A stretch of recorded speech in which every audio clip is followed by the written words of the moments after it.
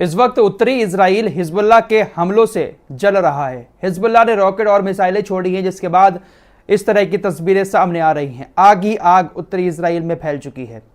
Hezbollah लगातार उत्तरी Israel को जलाए जा रहा है, लेकिन इजराइल का कोई भी बस हिजबुल्लाह के ऊपर नहीं चल रहा है।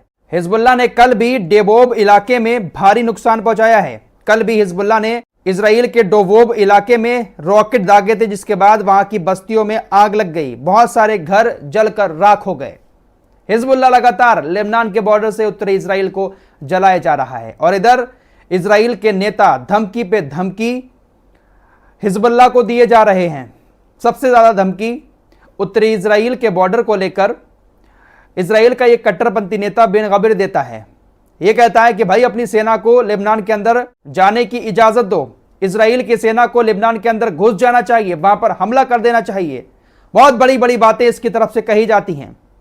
बड़बोला तो यह है, जितना बोलता है उतना शायद इजराइल कभी कर नहीं पाता। हिजबुल्लाह के नेता हसन नसरुल्लाह ने बेन गबीर की मजाक उड़ाते हुए कहा है कि हबीबी आप कौन सी सेना के घुसने की बात करते हो लेबनान के अंदर? वो सेना जो अभी तक गाजा को नहीं जीत पाई है, उस सेना को लेबनान के अंदर भेजने की बात करते हो। बेन गबीर लगातार हिजबुल्लाह के नाम पर लेबनान को यह धमकियां देता है कि हमारी सेना को लेबनान के अंदर घुस जाना चाहिए, जो लितानी नदी है वहां पर अपनी सेना को तैनात कर देना चाहिए। इसी को लेकर कहा है कि हबीबी कौन सी सेना को भेजने की बात कर रहे हो?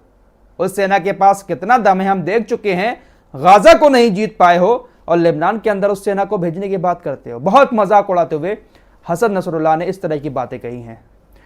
मानना पड़ेगा कि अब हिजबुल्लाह अच्छी तगड़ी चोट उत्तरी इजराइल पर इजराइल को दे रहा है। खबर ऐसी आ रही है कि अमेरिका और ब्रिटेन के गठबंधन की सेना ने यमन के ऊपर कुछ हवाई हमले किए हैं। यमन के हुदैदा में ऑपरेशन रूम में हवाई हमले हुए, जिसमें बताया गया है कि तकरीबन 10 लोग घायल और मारे गए हैं। यमन के हुदैदा में हुतीस के एक ऑपरेशन रूम को निशाना बनाया, जिसमें हुतीस के कई सारे एक्सपर्ट मारे गए और घायल हो गए। ये जानकारी खुद हुतीस की तरफ से दी गई है। कल की खबर है, कल ही हमला किया था ब्रिटेन ने और अमेरिका ने। दोस्तों, ये ब्रिटेन और अमेरिका जैसे देश इजराइल की खातिर इतना बड़ा नुकसान अपना कर रहे हैं, हथियारों का नुकसान कर रहे हैं, जबकि इनके देश में खुद इनकी हालत बहुत ज्यादा खराब हो चुकी है। अमेरिका के अंदर अमेरिका के लोग ही बहुत ज्यादा परेशान हैं। अक्सर रिपोर्ट सामने आती रहती हैं। ब्लूमबर्ग ने एक और रिपोर्ट छापी है ब्रिटेन को लेकर। पिछले 70 सालों में ब्रिटेन फाइनेंशियली इतना ज्यादा खराब नहीं हुआ था जितना इस वक्त है ऋषि सुनक की सरकार में। 1950 के दशक के बाद से ब्रिटेन के अंदर काफी खुशहाली थी, लेकिन अब पहली बार ब्रिटेन के ऊपर बहुत ज्यादा कर्ज चढ़ चुका है। ब्लूमबर्ग की रिपोर्ट के मुताबिक इतना कर्ज हो गया है कि अब उस कर्ज को उतारने के लिए ब्रिटेन की सरकार या तो अपने टैक्स में बढ़ोतरी करेगी या फिर कुछ सेवाओं को बंद करेगी। बहुत ज्यादा कर्ज ब्रिटेन के ऊपर हो चुका है इस सरकार में। अपने देश के हालात ठीक कर नहीं पा रहे हैं और दूसरे जगहों पर जाकर ये लोग पंगा ले रहे हैं। वैसे हमारे देश के, भारत के लोग काफी जाना चाहते हैं इंग्लैंड वगैरह, ब्रिटेन में, लंदन जाकर पढ़ाई करते हैं, वहां पर रेस्टोरेंट में काम करते हैं और जगहों पर काम करते हैं, लेकिन शायद अब बाहर जाने का वो दौर नहीं है जो पहले गुजर चुका है। इन सभी देशों की हालत भी अब उतनी अच्छी नहीं है जैसे पहले कभी हुआ करती थी।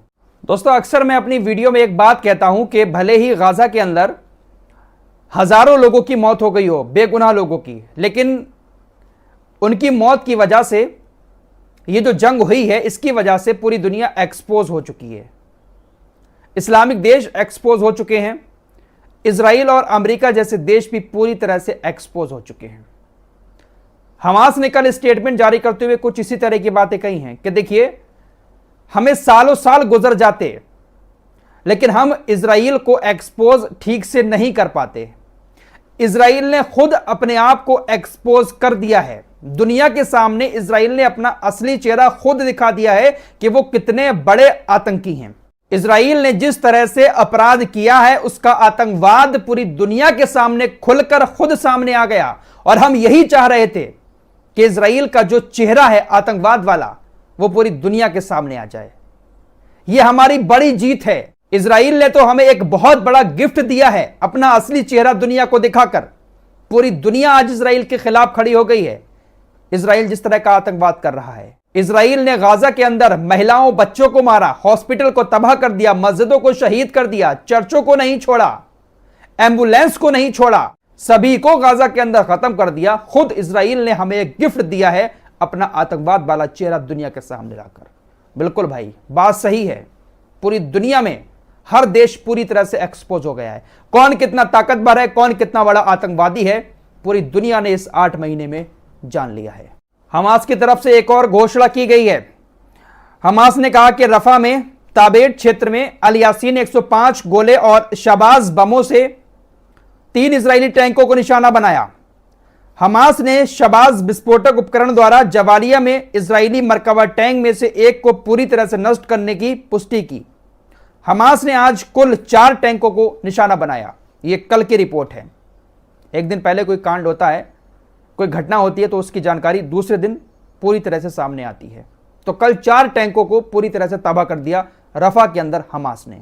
दोस्तों, तुर्की ने पिछले 8 महीने में वैसे तो ज्यादा कुछ किया नहीं है, लेकिन कुछ ना कुछ क्रेडिट वो अब हासिल करना चाहता है। ईरान के राष्ट्रपति इब्राहिम रईसी का हेलीकॉप्टर क्रैश हुआ, जिसके बाद खबरें आपने सुनी होंगी कि तुर्की मदद के लिए आगे आ चुका है और अपना एक नाइट विजन हेलीकॉप्टर भी उसने उतार दिया। ऐसी भी खबरें बहुत ज्यादा चली कि तुर्की ने ही सबसे पहले ईरान के राष्ट्रपति इब्राहिम रईसी के क्रैश हुए हेलीकॉप्टर की खोज की।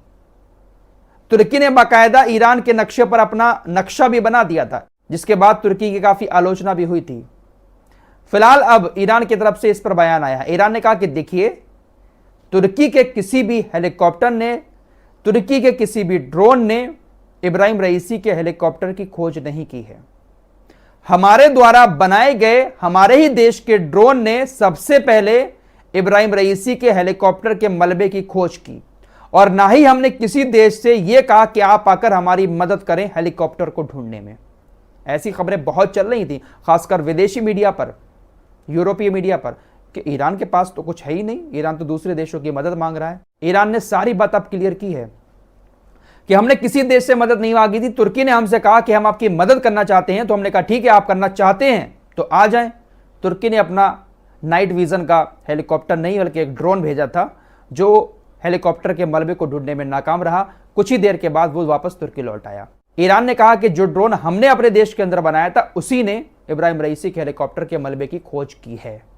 हमारे पास इतनी ताकत है कि हम सब कुछ कर सकते हैं। ईरान की ताकत को कमजोर दिखाने के लिए इस तरह का प्रोपेगेंडा दुनिया भर में चलाया जा रहा था, लेकिन ईरान ने फिर सही से सारी चीज क्लियर की है।